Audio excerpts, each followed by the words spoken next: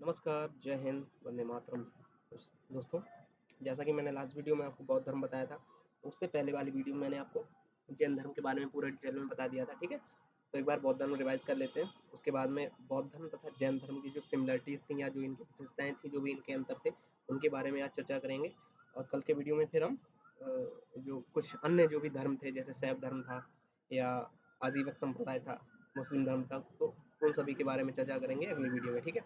तो बात करें बौद्ध धर्म का प्रादुर्भाव महात्मा बुद्ध ने किया था, सभी को पता था। महात्मा बुद्ध के बचपन का नाम सिद्धार्थ था, इनके पिताजी का नाम सुद्धोधन तथा माताजी का नाम महामाया था, इनकी मौसी का नाम प्रजापति गौतमी था और इन्होंने ही गौतम बुद्ध को पाला था, क्योंकि गौतम बुद्ध की जन्म के एक सप्ताह बाद इनकी माताजी यानी जो महामाया जी थी, इनका देहावसान हो गया था, ठीक है? ये कहाँ इनके जो पिताजी थे, ये कहाँ के कपिल वस्तु के राजा थे, ठीक है? कपिल वस्तु कहाँ पे? नेपाल नेपाल में लुम्बिनी नामक स्थान है, ठीक है? और बात करते हैं महात्मा बुद्ध जी का जो घोड़ा था उसका नाम कंथक था। महात्मा बुद्ध जी का जो सारथी था यानी जो घोड़ा चलाता है या रथ चलाता था उसका नाम चन्ना था। इनकी पत्नी जी का नाम यशोधरा था। 16 वर्ष की आयु में मतलब कि इनकी शादी हो चुकी थी, ठीक है? इनके पुत्र का नाम राहुल था तथा इनका जन्म स्थान मैंने आपको बता ही दिया, नेपाल के लुम्बिनी में, ठीक है? कपिलवस्तु साम्राज्य था इनका और शाक्य कुल के क्षत्रिय ये थे, ठीक है? बात करते हैं जन्म लगभग 563 ईसा पूर्व हुआ था, हालांकि आपसे जन्म नहीं पूछा जाएगा, ठीक है? और इनकी मृत्यु लगभग 80 वर्ष की अवस्था में 483 ईसा पूर्व में हो गई थी, ठीक है? इतना हो गया था। बात करते हैं महात्मा बुद्ध को ही तथागत तथागत या कनक मुनि या फिर शाक्य मुनि कहा जाता था, ठीक है? और इन्हीं को कई एग्जाम्स में एक क्वेश्चन पूछा गया, ध्यान रखिएगा। लाइट ऑफ एशिया किसको बोला गया? तो महात्मा बुद्ध जी को बोला गया, ठीक है? और अपने साम्राज्य में मतलब कि जब ये युवावस्था थे, जब ये युवराज थे, तो इन्होंने 4 कांड देखे थे, जिसमें वृद्ध व्यक्ति, बीमार व्यक्ति, शव तथा सन्यासी था। और सन्यासी को देख के क्योंकि उसके मुख पे प्रसन्नता थी, इस वजह से इन्होंने सन्यास लेने का निर्णय कर लिया था, ठीक है? 29 वर्ष की अल्पायु में इन्होंने गृह त्याग किया था। और बात करते हैं सांख्य दर्शन की जो शिक्षा थी, उन्होंने अलार कलाम से ली थी। सांख्य दर्शन के जो प्रणेता हैं, ठीक है, या निर्माता किसको बोला गया था? कपिल मुनि को, मैंने आपको बताया था, ठीक है? अगर आपने वो वीडियो नहीं देखी है तो इसके जस्ट पीछे वाली मतलब जैन धर्म के पहले वाली जो वीडियो है, यानी कि ये वीडियो जो आपको आप देख रहे हैं, इसके पहले वाले में बौद्ध धर्म और इसके पहले वाले में जैन धर्म मैंने बताया था, और उसके जस्ट पहले वाली जो वीडियो उसमें मैंने सारे दर्शन बताए थे, जिसमें मैंने जो ऋग्वैदिक काल बताया था, ठीक है? उसमें मैंने ये सारे दर्शनों के बारे में विस्तृत चर्चा की थी, विस्तृत तो नहीं, बस हाँ, जो बेसिक क्वेश्चंस आते हैं उनके बारे में, ठीक है? तो आप अब देख सकते हैं। बात करें रुद्र कराम, इन्हीं से यानी रुद्र कराम जी से ही महात्मा बुद्ध जी ने योग दर्शन की शिक्षा ली थी और यही इनके वास्तविक गुरु माने जाते हैं, ठीक है? ध्यान रखिएगा, इनके दो गुरु थे, अलार कलाम तथा रुद्र कलाम। रुद्र कलाम आप ध्यान रख सकते हैं। तो अलार कलाम से इन्होंने सांख्य दर्शन की शिक्षा ली थी, लेकिन वो आप अपने इस तरीके से रिलेट कर पाएंगे। सपोज आप कोचिंग पढ़ने के लिए दिल्ली आए या मुखर्जी नगर आए या कहीं भी गए, तो गांव छोड़ के अपना घर छोड़ के आप पहले किसी कोचिंग सेंटर में पहुंचे, ठीक है? तो उस कोचिंग सेंटर से आपको सिलेक्शन नहीं मिला, उसके बाद में आपने सोचा नहीं, अब दूसरे कोचिंग सेंटर में जाते हैं, ठीक है? तो इसी तरीके से जब ये 29 वर्ष की अवस्था में घर छोड़ के चले गए, तो पहले ये गए थे अलार कलाम जी के कोचिंग सेंटर में, तो वहाँ पे इनको कुछ समझ में नहीं आया, ठीक है? मतलब कोचिंग तो इन्होंने की, लेकिन सिलेक्शन नहीं हुआ। उसके बाद में ये पहुँच जाते हैं रुद्र कलाम जी के पास में, वहाँ से ये योग दर्शन की शिक्षा लेते हैं। तो योग दर्शन की शिक्षा लेने के बाद में आप इस तरीके से रिलेट कर पाएंगे। सपोज आपने दूसरी कोचिंग सेंटर में एंट्री तो ले ली और आपने कोचिंग भी पूरी कर ली, वहाँ पे आपको समझ में भी आया, लेकिन वहाँ से भी आपको सिलेक्शन नहीं हुआ। अब कोचिंग वाले तो भाई जितना पैसा लेते हैं आपको एक साल तक का, ठीक है? 1 साल तक की उनकी लिमिट होती है, उतना ही पढ़ाएँगे। आपको दूसरे बैच में अगर जाना तो फिर दोबारा से फीस देनी पड़ेगी। तो एक तरीके से इनकी कोचिंग की जो लिमिट थी वो कंप्लीट हो गई थी और इनको सिलेक्शन नहीं मिला। और उसके बाद में आप मान सकते हैं कि सेल्फ स्टडी की इन्होंने, यानी कि खुद से ही इन्होंने स्टडी की और उसके बाद में इनको ज्ञान प्राप्त हुआ था, ठीक है? और ये जब ज्ञान प्राप्ति के लिए सबसे पहले बैठे थे, तो अपने 5 मित्रों के साथ में बैठे थे सारनाथ के मृगदाव वन में, ठीक है? लगभग 6 वर्षों तक देखिए, आप कोचिंग करते हैं ना, आप 2-2 साल में आप बोर हो जाते हैं या कह सकते हैं कि टेंशन में आ जाते हैं। महात्मा बुद्ध जी ने 6 साल तक कोचिंग की और 6 साल तक कोचिंग के बाद में इनको समझ में आया और उसके बाद में मतलब जब ये कोचिंग कर रहे थे, मतलब एक तरीके से जो तपस्या कर रहे थे, आप भावनाएँ समझिए हमारी, ठीक है? तो उस समय इन्होंने अपनी जो योग शक्ति थी इसको इतना दृढ़ कर लिया कि मतलब 2-2 10-10 दिन तक खाना ही नहीं खा रहे हैं, योग मुद्रा में बैठे हैं। तो फिर इनको एक कन्या मिली, मतलब मिली क्या, वहीं पे जहाँ पे ये बैठे थे जंगल में, जो मृगदाव वन में तैयारी कर रहे थे या मतलब योग दर्शन की शिक्षा ले रहे थे, योग अवस्था में बैठे थे, तो उस महिला ने या उस कन्या ने इनको बोला कि वीणा के तारों को इतना भी मत खींचो कि वो टूट जाए। यानी कि कुल मिला के आप अपनी जैसे मान सकते हैं कि कोचिंग तैयारी करने में इतने भी मग्न मत हो जाओ कि बॉडी में ही कुछ ना रह जाए। मतलब फिर सिलेक्शन ले भी लो, फिर पता ही नहीं चले कि तुम्हारे कंधे पे वर्दी तो है, ठीक है, 3 स्टार लगे लेकिन तुम लग रहे हो एकदम चमन-ची, ठीक है? तो इस वजह से मतलब इसने बोला था कि वीणा को इतना भी ना खींचो कि वो टूट जाए, ठीक है। तो बाकी बात करते हैं अगर वैशाख पूर्णिमा का क्या एक तरीके से कह सकते हैं प्रादुर्भाव है या क्या वैल्यू है, तो महात्मा बुद्ध जी का जो जन्म हुआ था वो भी वैशाख पूर्णिमा को ही हुआ था। महात्मा बुद्ध जी की जो मृत्यु हुई थी वो भी वैशाख पूर्णिमा को ही हुई थी। महात्मा बुद्ध जी को जो ज्ञान प्राप्ति हुई थी वैशाख पूर्णिमा को ही हुई थी। इसी वजह से इस वैशाख मतलब वैशाख मास की जो पूर्णिमा तिथि होती है उसको बुद्ध पूर्णिमा बोला जाने लगा, ठीक है, ध्यान रखिएगा। बात करते हैं इनको जो ज्ञान प्राप्त हुआ था निरंजना नदी के तट पे हुआ था, पीपल वृक्ष के नीचे हुआ था, उस पीपल के वृक्ष को महाबोधि वृक्ष बोला गया था, ठीक है। निरंजना या फाल्गुन नदी बोली जाती है, ठीक है। पीपल का वृक्ष था, ठीक है। अब बात करते हैं ज्ञान प्राप्ति के बाद में। देखिए पहले इनका नाम सिद्धार्थ था, मैंने आपको बताया था जन्म से ही इनका नाम सिद्धार्थ था, इनके पिताजी का नाम शुद्धोधन था। लेकिन बात करते हैं जैसे ही इनको ज्ञान प्राप्ति हुआ तो फिर इनका नाम तथागत हो गया था, तथागत या फिर महात्मा बुद्ध, ठीक है। तो महात्मा बुद्ध हो गया, तो बुद्ध का मतलब होता है मतलब ज्ञानी व्यक्ति, ठीक है। अब उसके बाद में ये सारनाथ चले गए, मतलब सारनाथ गए, और सारनाथ में जहाँ पे इनके जो अपने मित्रों को छोड़ के आए थे कोचिंग में, मतलब फिर कोचिंग में छोड़ के आए थे ना जिन 5 मित्रों को, फिर जाके उनको बोलते हैं, "अरे! तुम अभी तक कोचिंग ही कर रहे हो, चलो आओ हम तुमको ट्रेनिंग देते हैं, हम तुमको मतलब समझाते हैं, हम तुमको पढ़ाएँगे, किस तरीके से कोचिंग की जाती है।" क्योंकि इनको तो ज्ञान प्राप्त हो चुका था। फिर इन्होंने इनको समझाया कि हाँ, आप ऐसे-ऐसे, ऐसे-ऐसे करो तो तुमको भी ज्ञान प्राप्त हो। तो कुल मिला के इससे आप इसे रिलेट कर पाएँगे। इन्होंने अपना पहला जो उपदेश दिया था वो किसको दिया था? अपने उन्हीं 5 मित्रों को जिनके साथ में इन्होंने कोचिंग की मतलब कि एसएससी की तैयारी की थी या यूपीएससी की तैयारी की थी, ठीक है? ऐसे आप रिलेट कर पाएँगे। बात करते हैं कि इनका जो सर्वाधिक उपदेश थे इन्होंने श्रावस्ती में दिया था, और श्रावस्ती में ही अंगुलीमाल जो डाकू था, जो अंगुलीमाल डाकू आपने सुना होगा, मतलब उंगली काट के हर व्यक्ति को काट के उसकी एक उंगली काट के अपनी एक माला में डाल लेता है, उस माला को पहने रहता था। तो वो जो अंगुलीमाल व्यक्ति जो डाकू था वो कहाँ पे था? श्रावस्ती जो महाजनपद था उसमें था, ठीक है। और उसके बाद में उसको ही अपना शिष्य बना लेते हैं। बात करते हैं अंगुलीमाल, ये सॉरी महात्मा बुद्ध के जो सबसे प्रिय शिष्य थे, तो उन प्रिय शिष्यों में नाम आता है एक आनंद का तथा उपाली का, ठीक है। और आनंद के ही कहने पे महात्मा बुद्ध जी ने जो बौद्ध धर्म में कह सकते हैं बौद्ध धर्म का जो मतलब कि एंट्री होती या फिर जो इनका निवास स्थान वगैरह होता था, कोचिंग सेंटर वगैरह कह सकते हैं आप, ठीक है, मतलब कि इनका जो मठ मान सकते हैं, तो उसमें महिलाओं को प्रवेश दिया था बहुत आनंद के ही कहने पर। उसी समय इन्होंने बोल दिया था बेटा अब तुम कोचिंग कोचिंग पढ़ाई वढ़ाई पे तो ध्यान दोगे नहीं, तो अब तुम्हारा जो है हो गया कल्याण। मतलब कुल मिला के इन्होंने ये बोल दिया था कि अब जो बौद्ध धर्म है ज़्यादा दिन तक नहीं चलेगा, ठीक है। क्योंकि नॉर्मल सी बात है ना कि कोई व्यक्ति अगर ध्यान अवस्था में है और सामने से अगर पायल की आवाज़ आ गई, चूड़ियों की आवाज़ आ गई, तो फिर वो ध्यान भंग हो जाता है। विश्वामित्र जी का भी हो चुका था, है?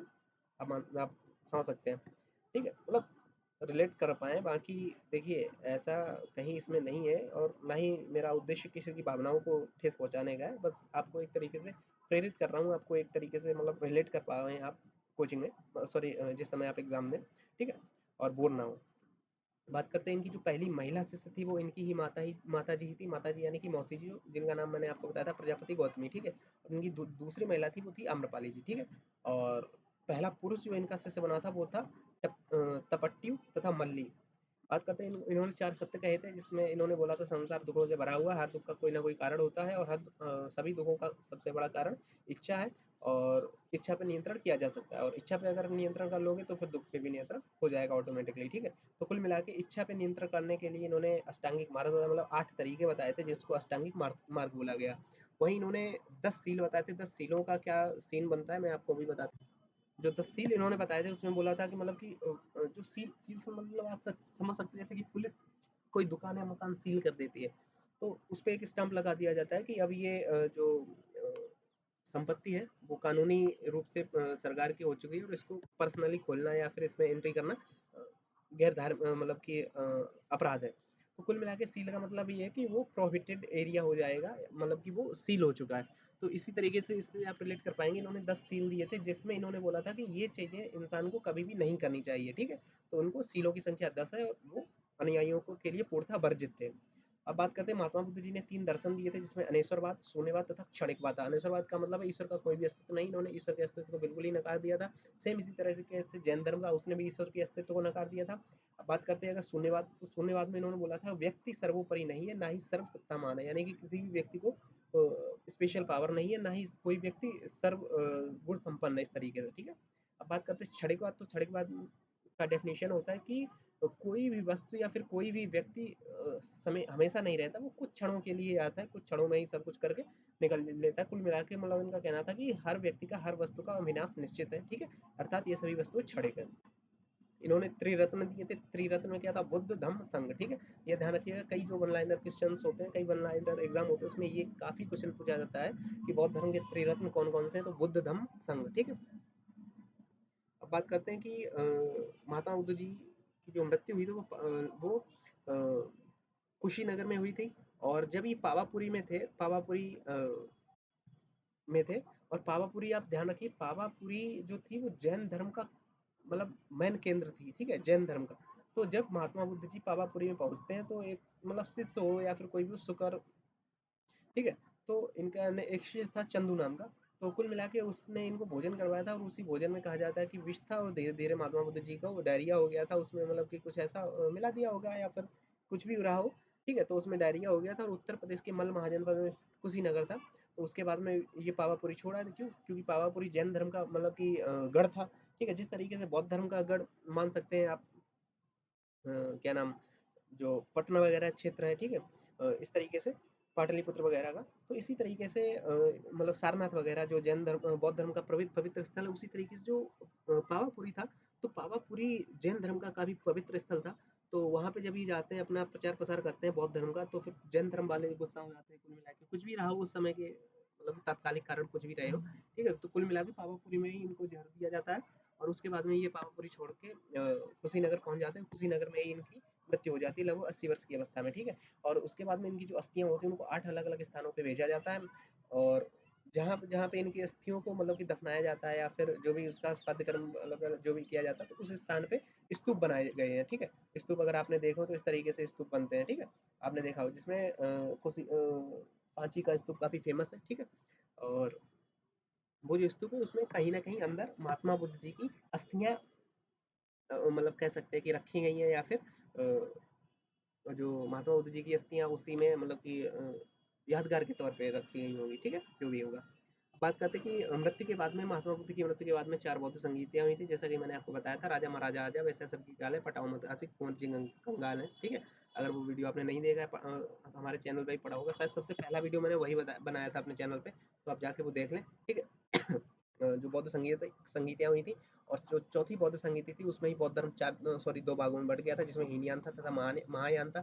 हीनयान वाले जो थे वो उन्होंने जो महात्मा बुद्ध जी ने जो उपदेश दिए थे, उसमें कोई परिवर्तन नहीं किया था, मतलब वो उन्हीं के जो उपदेश थे उन्हीं पे चलते रहे थे।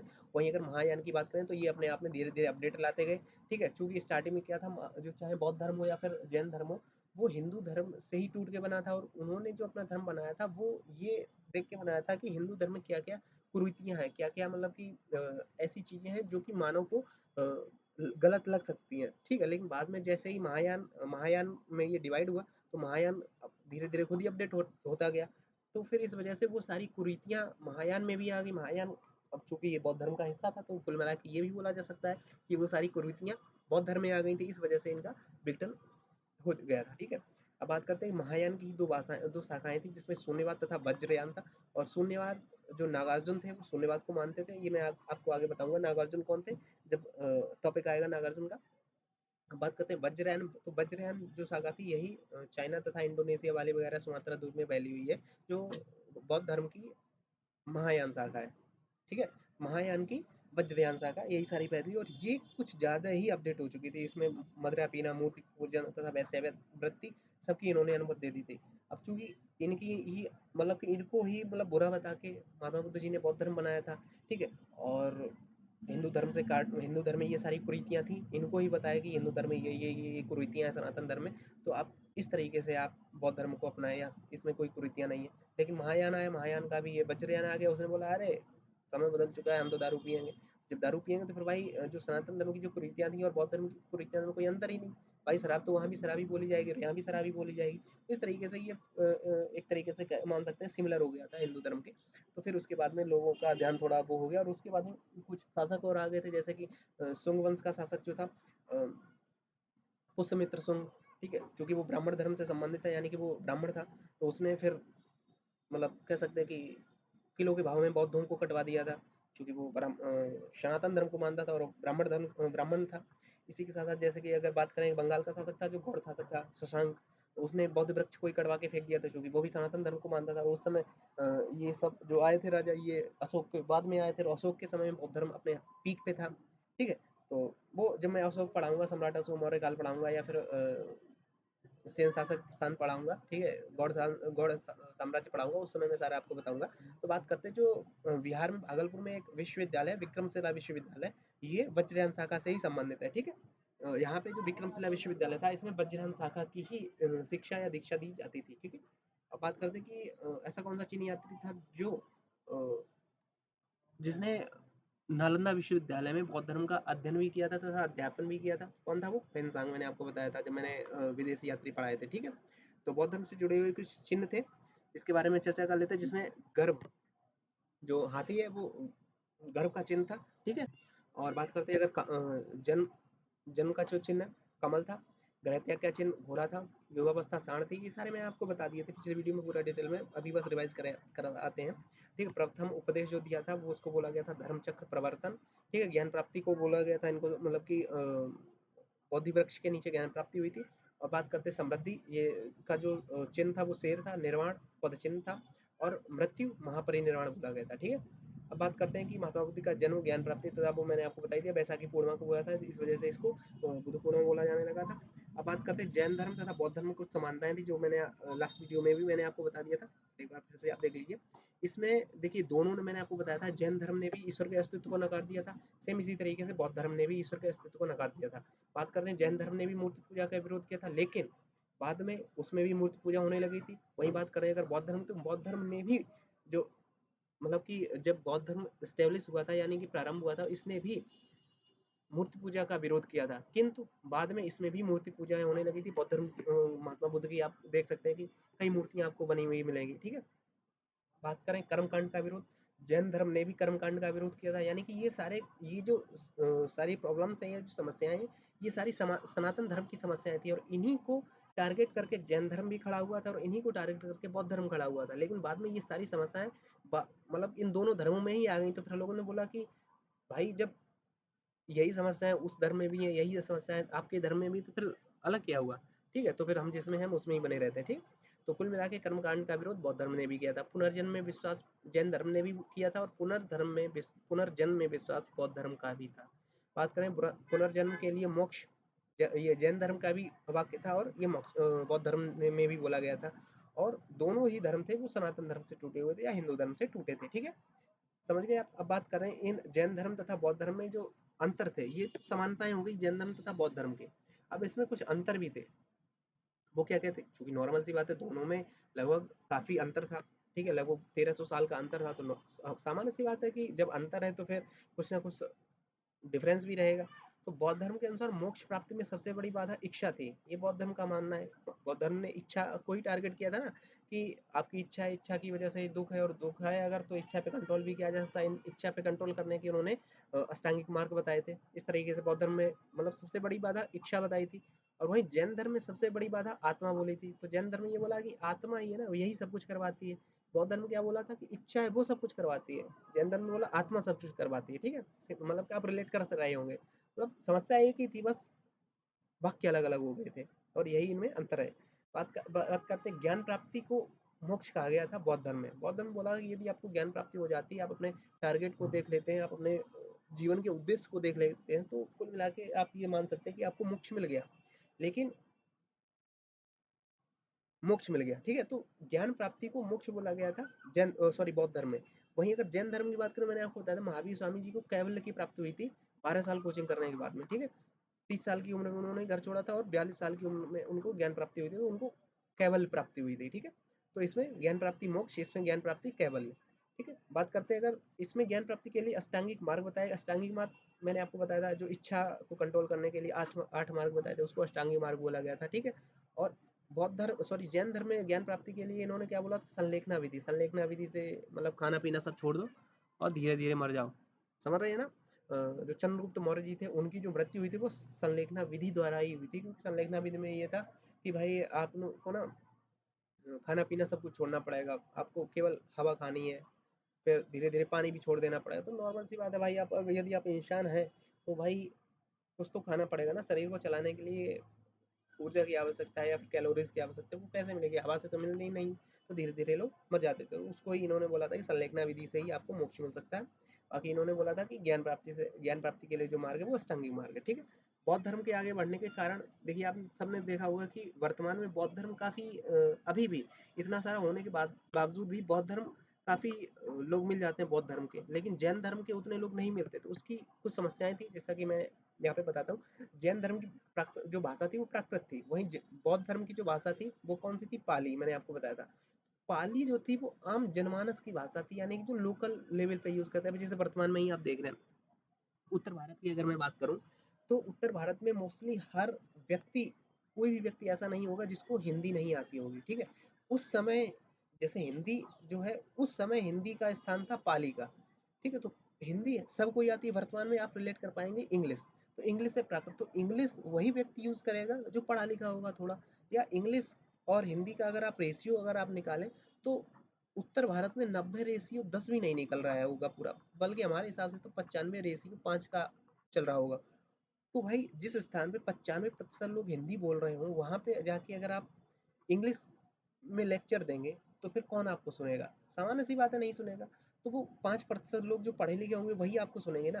तो वही हाल था यहाँ पे बौद्ध धर्म और जैन धर्म में। जैन धर्म की भाषा क्या थी? प्राकृत थी, और प्राकृत भाषा केवल 5% लोग बोलते थे। और वहीं अगर बौद्ध धर्म की बात करें तो बौद्ध धर्म की भाषा कौन सी?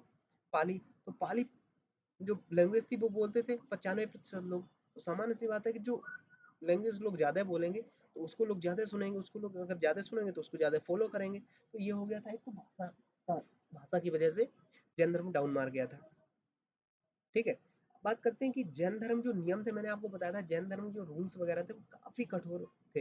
इन्होंने बोल दिया था कि भाई आपको ब्रह्मचर्य जीवन का पालन करना है, आपको हिंसा तो बिल्कुल ही नहीं करनी। कोई आपको मतलब कि चाहे अगर चींटी काट रही है तब भी हिंसा नहीं करनी है, मच्छर काट रहा है तब भी हिंसा नहीं करनी है, और कोई आपका अगर गला भी काट दे रहा है तब भी आपको पलट के उसको कुछ नहीं बोलना। तो भाई ऐसा नहीं चल पा रहा है मानव योनि में, ठीक है। तो इस वजह से जैन धर्म के नियम काफ़ी कठोर हो गए थे। वहीं बौद्ध धर्म के नियम इन्होंने सरल बताए थे, बोला खेलो खाओ, खेलो कूदो खाओ पियो मौज करो, बस। जो इन्होंने जो बेसिक नियम बताए थे वो उनके बहुत मतलब नॉर्मल नियम थे। इस वजह से ये लोगों को ईजी लगा और आगे बढ़ता चला गया बौद्ध धर्म, ठीक है। बात करें जैन धर्म में महिलाओं को सम्मान नहीं दिया गया था, जबकि बौद्ध धर्म में महिलाओं को बराबरी का अधिकार दे दिया गया था। हालांकि स्टार्टिंग में महिलाओं को बराबरी का अधिकार बौद्ध धर्म में भी नहीं मिला था, लेकिन आपको मैंने बताया था कि महात्मा बुद्ध जी का एक शिष्य था, उपांग, उपांग था, गौतम था, जस्ट मिनट। हाँ, महात्मा बुद्ध जी का कौन सा शिष्य था? आया कुछ आपको याद? नहीं आया? मैं बता देता हूँ। तो महात्मा बुद्ध जी का एक शिष्य था जिसको मैंने आपको बताया था, आनंद। तो आनंद के ही कहने पे महात्मा बुद्ध जी ने महिलाओं को बौद्ध धर्म में एंट्री दी। तो उसी समय इन्होंने बोल दिया था कि अब बौद्ध धर्म ज़्यादा दिनों तक चलेगा नहीं, लेकिन फिर भी अधिकार तो दिया। लेकिन वहीं अगर जैन धर्म की बात करें, तो जैन धर्म में जो दो पार्ट्स में डिवाइड हुआ था, एक स्थूल बाहु के नेतृत्व में, एक भद्र बाहु के नेतृत्व में, श्वेतांबर तथा दिगंबर। तो श्वेतांबर में तो उन्होंने महिलाओं को अधिकार दिया, लेकिन जो दिगंबर थे उन्होंने अभी तक, मतलब आप रिलेट कर पाएंगे 2023 तक जैन धर्म में महिलाओं की जो दिगंबर शाखा है, उन्होंने महिलाओं को जैन धर्म की जो दिगंबर शाखा है उसमें एंट्री की परमिशन नहीं दी है, ठीक है। और ये काफ़ी एकदम कट्टर माने जाते हैं जैन धर्म के प्रति, ठीक है। तो एक ये भी बात होगी कि यहाँ पे बौद्ध धर्म में तो महिलाओं को परमिशन मिल गई, तो अब उसमें महिलाएं जा सकती थी। वहीं अगर जैन धर्म की बात करें तो जैन धर्म में महिलाओं की एक तरीके से कह सकते हैं कि अपेक्षा कर दी गई। तो लोगों के मानसिक उस पर इसका भी प्रभाव पड़ा कि वहाँ पे तो महिलाओं की कोई इज्जत ही नहीं है, ठीक है। तो ये भी एक मान सकते हैं आप। क्योंकि नॉर्मल सी बात है ना, अगर आप अभी का भी रेशियो देखें तो 1000 पुरुषों के पीछे लगभग 958 महिलाएं हैं। भाई अगर ये 958 है, तो अगर आप 1000 को परमिशन देंगे, 958 को निगलेक्ट कर देंगे, तो ये 958 भाई मुश्किल से कितनी 42, इतने ही तो कम है ना, 42 नंबर ही तो कम है। तो भाई अगर ये 1000 कहीं जाएंगे दूसरी, और ये बचे हुए 958 कहीं और चले जाएं, तो सामान्य सी बात है। और वहीं अगर ये दोनों मिलके बौद्ध धर्म में पहुंच जाते तो आगे बढ़ ही जाएगा, सामान्य सी बात थी, ठीक है। बात करें जैन धर्म में ब्रह्मचर्य तथा अहिंसा पर बहुत बल दे दिया गया था, जब बौद्ध धर्म में इस पर कोई ध्यान नहीं दिया। मतलब बौद्ध धर्म ने बोल दिया था ठीक है खेलो खाओ, खेलो कूदो खाओ पियो, है ना। लेकिन वहीं अगर जैन धर्म की बात करें तो उन्होंने तो सामान्य सी बात बोल दिया था, खेती भी नहीं करनी, क्योंकि खेती करोगे तो आप केचुए वगैरह कटेंगे, चूहे वगैरह मर जाएंगे, तो आपको हिंसा तो बिल्कुल ही नहीं करनी। तो एक ये भी रीजन हो गया, तो मैंने आपको बता ही दिया था। वही बात करें जैन धर्म में निर्वस्त्र रहने का प्रावधान था। चूँकि देखिए जैन धर्म जब स्टार्टिंग में बना था उस समय तो सारे ही निर्वस्त्र रहते थे ना, लेकिन बाद में जब वो डिवाइड हो गया श्वेतांबर तथा दिगंबर में, तब जाके हुआ ना कि दिगंबर वाले वस्त्र नहीं पहनेंगे और श्वेतांबर वाले पहनेंगे। लेकिन जो स्टार्टिंग हुई थी महावीर स्वामी की, अब अभी भी आप महावीर स्वामी की जो भी मूर्तियाँ देखते हैं उसमें भी 2 तरीके की मूर्ति हैं। एक जो श्वेतांबर वाले फॉलो करते हैं, एक दिगंबर वाले फॉलो करते हैं। दिगंबर वाली जितनी भी अभी भी मूर्तियाँ हैं उसमें महात्मा जो महावीर स्वामी जी थे वो निर्वस्त्र अवस्था में बैठे हुए होंगे, आपको आपने देखा होगा, या खड़े हुए हैं तो भी निर्वस्त्र अवस्था में। तो अब सामान्य सी बात है, यदि आप कहीं सभ्य समाज में रह रहे हैं या फिर कहीं पे भी अगर जहाँ भी मतलब कि मानव प्रजाति रह रही है, तो वहाँ पे इस तरीके से आप निर्वस्त्र तरीके से नहीं घूम सकते, और ना ही मतलब भले आप कट्टर हैं तो आप घूम सकते हैं निर्वस्त्र, लेकिन सामान्य सी बात है हर कोई निर्वस्त्र नहीं घूम सकता है ना। तो इस वजह से भी बौद्ध धर्म में इसका कोई प्रावधान था नहीं कि आपको निर्वस्त्र रहना है या आपको वस्त्र पहनने हैं। तो इस वजह से और जैन धर्म थोड़ा डाउन हो गया और बौद्ध धर्म आगे बढ़ गया। वही बात करते हैं कि जैन धर्म में केवल 2 ही संगीतियाँ हुई थी, मैंने आपको बताया था। लगभग एक 600 ईस्वी लगभग एक 300 ईसा पूर्व और एक दूसरी 600 ईस्वी में। तो जैन धर्म में केवल 2 ही संगीतियाँ हुई थी। चूँकि इसके नियम काफ़ी कठोर हुआ करते और उनमें भी लगभग 900 वर्ष का अंतर था। ठीक है? जबकि बौद्ध धर्म की 4 संगीतियाँ हुई थी और उनमें लगभग 400 केवल 100-100 वर्ष का ही अंतर था। मैंने आपको बताए थे राजा महाराजा आज्ञा वैसे सबकी काल है, पटाऊ मतासी कुंवर जी कंगाल है। ठीक है? तो और जैन धर्म की संगीति सपोज़ एक हुई है 300 ईसा पूर्व, मतलब ईसा से 300 वर्ष पहले, और दूसरी हो रही है 600 ईस्वी में। ठीक है, 600 ईस्वी में। तो इन दोनों में लगभग 900 वर्ष का अंतर आ गया। वहीं अगर बौद्ध धर्म की बात करें तो हर 100 वर्ष के अंतर में एक लगभग 300 में हुई, फिर ये दूसरी 300 ईसा पूर्व हुई, ठीक है, फिर दूसरी आ गई 400 ईसा पूर्व। तो इस तरीके से मतलब इनके लगभग 100-100 साल का अंतर ही रहा था बौद्ध धर्म में। तो नॉर्मल सी बात है कि अगर कोई आपके यहाँ पे भी कोई भागवत हो, एक भागवत हो रही हो वर्तमान में, वो हुई हो 20 साल पहले, और वहीं एक दूसरी जगह पे भागवत हो रही है वो हर साल हो रही हो। सामान्य सी बात है 20 साल पहले की भागवत को लोग इतना याद नहीं रखेंगे, वहीं अगर जो जो भागवत हर साल हो रही होगी उसको लोग ज़्यादा याद रखते हैं। ठीक है? तो इस तरीके से आप रिलेट कर पा रहे होंगे। तो ये भी एक रीज़न रहा जैन संगीतियों का भी, और बहुत, और जैन संगीतियाँ केवल 2 हुई है, बहुत बहुत संगीतियाँ 100-100 साल के अंतर पे भी वो भी 4 हो गई थी। ठीक है? जैन धर्म के बड़े राजाओं को समर्थन नहीं मिला था। जैन धर्म में मानने वाला प्रमुख राजा में केवल एक चंद्रगुप्त मौर्य था। ठीक है? चंद्रगुप्त मौर्य चूँकि अखंड भारत का निर्माता था चंद्रगुप्त मौर्य, तो इसने केवल एक यही ऐसा एक शासक था जिसने जैन धर्म को माना था। और इसमें भी एक एक और शासक हुआ था खारवेल, जो कि कलिंग का राजा हुआ करता था। ठीक है? जिस समय सम्राट अशोक ने अटैक किया था कलिंग पे, उस समय खारवेल वहाँ के शासक थे। उसके बाद में खारवेल शासक थे और खारवेल का ही भीतर गुफा ले गए। ठीक है? इसमें इन्होंने कलिंग युद्ध की चर्चा की है। खारवेल मैंने आपको स्टार्टिंग में पढ़ाया था। अगर आपने स्टार्टिंग से हमारी जो हिस्ट्री की सीरीज़ नहीं देखी तो आप प्लीज़ उसको देखें जाके।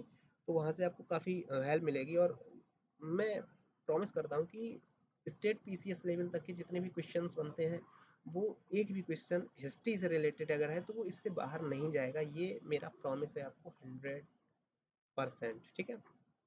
बाकी देखिए भाई, अगर यूपीएससी लेवल की बात करें तो वो थोड़ा ज़्यादा डीपली पूछ लेता है ना, तो वो और इसका लेवल नहीं है। बाकी स्टेट पीसीएस लेवल तक का तो इसका लेवल, बाकी वन लाइनर में तो इससे बाहर तो किसी हालत में नहीं जा सकता है। ठीक है? तो बात करते हैं कि जैन धर्म को किसी बड़े राजा का समर्थन नहीं मिला, सिर्फ 2 बड़े राजा थे जिसमें एक चंद्रगुप्त मौर्य था तथा दूसरा खारवेल था। वहीं अगर बौद्ध धर्म की बात करें तो बौद्ध धर्म में मानने वाले में भाई चंद्रगुप्त मौर्य का ही जो पौत्र था, पुत्र पौत्र, हाँ पौत्र ही थे ना अशोक। अशोक भी बौद्ध धर्म मानता था। जो कनिष्क था कश्मीर का शासक, वो भी बौद्ध धर्म मानता था। वहीं पाल वंश के जो शासक थे वो भी बौद्ध धर्म मानते थे। बाकी जब इसका जो महायान शाखा में डिवाइड हो गया और वज्रयान शाखा बन गई, तो उसके बाद चीन तथा पूर्वी एशिया के सभी लोग इसको मानने लगे थे, और वर्तमान में भी चाइना पूरी बौद्धिज्म कंट्री है, म्यांमार पूरा बौद्धिज्म है। ठीक है? इस तरीके से काफ़ी लोग इसको मानने लगे थे, म्यांमार वगैरह के सभी राजा। तो इस वजह से बौद्ध धर्म काफ़ी डेवलप हो गया, और बौद्ध धर्म के प्रचार प्रसार में भी अशोक ने काफ़ी पैसा लगा लिया था। वहीं अगर जैन धर्म के प्रचार की बात करें, चंद्रगुप्त मौर्य ने धर्म के प्रचार में पैसा नहीं लिया। इसने जैन धर्म अपना लिया था, लेकिन इसने जैन धर्म के प्रचार में ये नहीं बोला था कि इसने बिंदुसार को भेज दिया या अपने दूसरे पुत्रों को भेज दिया। वहीं अगर बौद्ध धर्म की बात करें तो अशोक ने स्वयं के लड़के अपने पुत्र शायद इसका राहुल था तथा इसकी पुत्री संघमित्रा थी।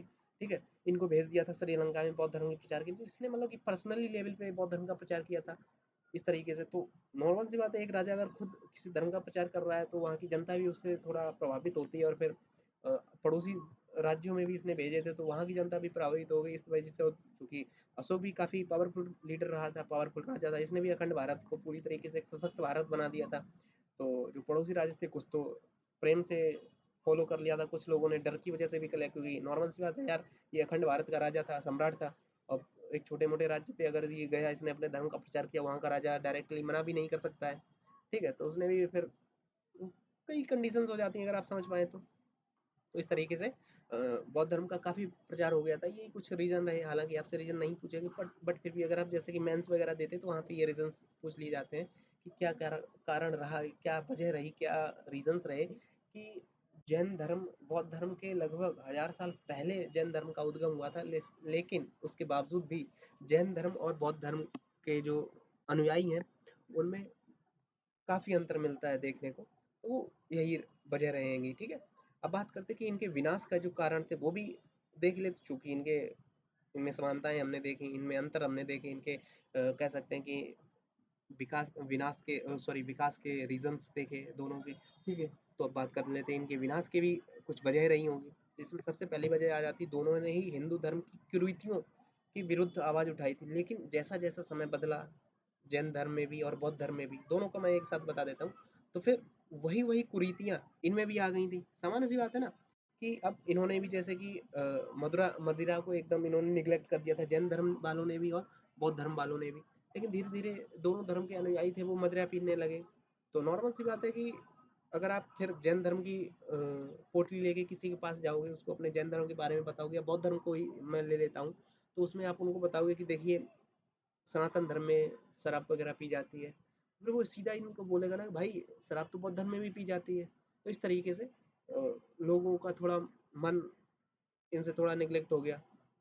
दूसरी बात, मूर्ति पूजा की, जैन धर्म तथा बौद्ध धर्म दोनों ने ही मूर्ति पूजा को नकार दिया था। लेकिन धीरे धीरे ये दोनों ही धर्म के लोग मूर्तियां बनाने लगे अपने अपने देवताओं की, अपने अपने भगवानों की, ठीक है। तो फिर वो कुरीतियां फिर इसमें भी आ गई, ठीक है। और बात करते कर्म कांड की, तो पहले ये सनातन धर्म के जो कर्म कांड थे, जो मतलब कि कह सकते हैं कि हवन वगैरह जो भी आप मान सकते हैं, तो उनका इन्होंने विरोध किया, लेकिन बाद में ये लोग खुद ही ये वो सारा कुछ करने लगे, ठीक है।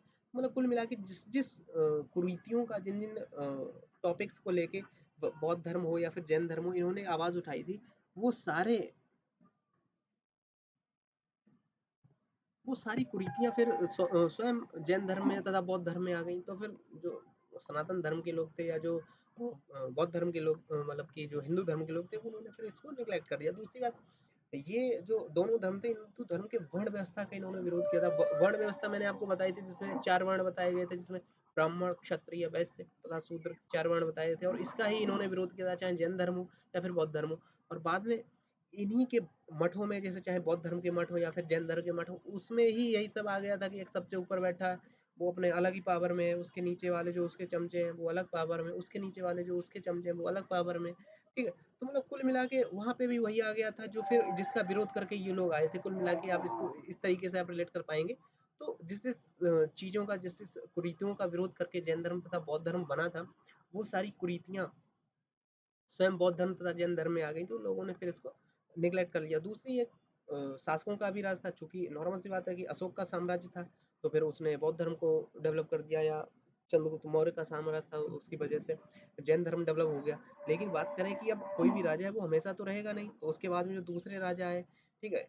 तो जैन धर्म तथा बौद्ध धर्म के मतलब कि जैसे कि अब अशोक की देहावसान हो गया, उसके बाद में भाई 2-4 जो राजा रहे होंगे उसकी पीढ़ी के, उन्होंने बौद्ध धर्म का थोड़ा बहुत संरक्षण किया। लेकिन उसके बाद में जैसे ही कुल चेंज हुआ, या फिर कह सकते हैं कि साम्राज्य का जो राजा था वो चेंज हुआ, वो नए धर्म का आया, तो फिर भाई नॉर्मल सी बात है, वो फिर दूसरे धर्म के को क्यों संरक्षण देगा, वो फिर अपने धर्म को बढ़ाएगा।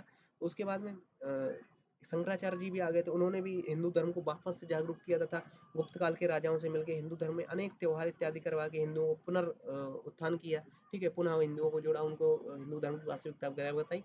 तो कई ऐसे हो गए थे, जब इस वजह से फिर जैन धर्म तथा बौद्ध धर्म दोनों का विनाश हो गया। वही बात कर रहे हैं, जैसे कि दो मुख्य शासक थे, जिसमें पहला था पुष्यमित्र शुंग।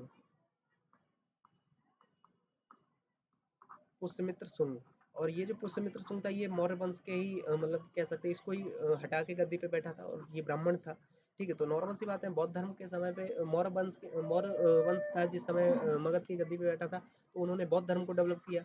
तो उसके बाद में पुष्यमित्र शुंग आया, ये ब्राह्मण था, और ये सनातन धर्म को मानता था। फिर इसी ये बौद्ध धर्म को तो मानेगा नहीं ना, तो इसने हजारों की संख्या में बौद्ध भिक्षुओं को कटवा दिया था तथा उनका धर्म परिवर्तन करवा दिया था पुनः हिंदू धर्म में, ठीक है। अब बात करते दूसरा जो था एक गौड़ शासक था शशांक।